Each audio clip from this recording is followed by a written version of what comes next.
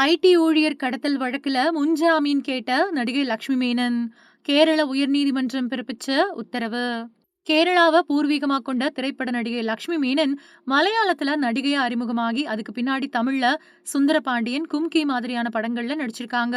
தொடர்ச்சியா கொம்பன், வேதாளம் மாதிரியான படங்கள்ல நடிச்சு அதுக்கு பின்னாடி தன்னோட மார்க்கெட்டை இழந்தவங்க பட வாய்ப்புகள் கிடைக்காம தவிச்சிட்டு வந்தாங்க.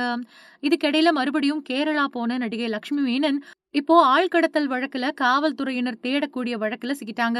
27 வயசான நடிகை லட்சுமி மேனன் தன்னோட ஃப்ரெண்ட்ஸான மிதுன், அனிஷ் இவங்க கூட கேரள மாநிலம் எர்ணாகுளத்துல இருக்கக்கூடிய மதுபான பாருக்கு போயிருக்காங்க.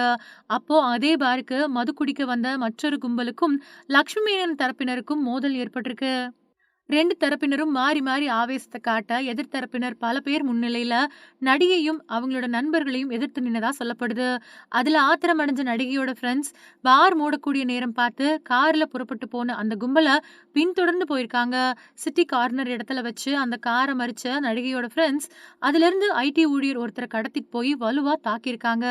சாதாரண பிரச்சனையை பெருசாக்கி ஆழ்கடத்தல் வரைக்கும் வில்லங்கமாக்குனதோட அடிதடி வழக்கிலையும் சிக்கக்கூடிய அளவுக்கு குற்றத்தை அரங்கேற்றம் பண்ணியிருக்காங்க. அதுல பலத்த காயமடைஞ்ச ஐடி ஊழியர் அவங்களோட ஃப்ரெண்ட்ஸால மீட்கப்பட்டு ஹாஸ்பிட்டல்ல ட்ரீட்மெண்ட் எடுத்த கையோட எர்ணாகுளம் காவல் நிலையத்துல புகார் கொடுத்துட்டாரு. புகாரின் பேர்ல போலீசார் வழக்கு பதிவு செஞ்சு பார்ல நடந்த சம்பவம் தொடர்பா சிசிடிவி காட்சிகளை ஆய்வு பண்ணி விசாரணையை ஆரம்பிச்சிட்டாங்க. அது மட்டும் இல்லாம யார் மேல தவறு அப்படின்னு பார் ஊழியர்கள தனித்தனியா கூப்பிட்டு விசாரிச்சிருக்காங்க. அதுக்கு பின்னாடி லட்சுமி மேனனோட ஃப்ரெண்ட்ஸான மிதுன், அனிஷ், சோனா அமோல் இவங்க 3 பேரையும் எர்ணாகுளம் வடக்கு போலீசார் அதிரடியா கைது பண்ணிருக்காங்க. கடத்தல், அடித்து சித்திரவதை பண்றது மாதிரியான 7 பிரிவுகளுக்கு கீழ வழக்கு பதிவு செய்யப்பட்டிருக்கு. வழக்கோட உச்சகட்டமா ஐடி ஊழியரை கார்ல கடத்தி தாக்குனதா நடிகை லட்சுமி மேனனையும் போலீசார் விசாரணை வளையத்துக்குள்ள கொண்டு வந்திருக்காங்க. ஆனா ஃப்ரெண்ட்ஸ போலீசார் கைது செஞ்சிருக்கிறத தெரிஞ்சுக்கிட்டு நடிகை லட்சுமி மேனன் தலைமறைவாயிட்டாங்க.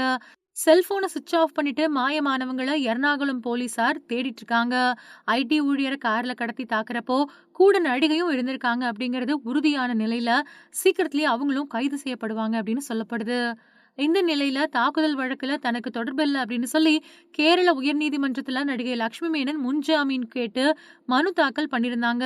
இதை விசாரிச்ச கேரள உயர்நீதிமன்றம் வரக்கூடிய செப்டம்பர் 17ஆம் தேதி வரைக்கும் நடிகை லட்சுமி மேனனை கைது செய்யறதுக்கு இடைக்கால தடை விதிச்சு உத்தரவிட்டிருக்கு.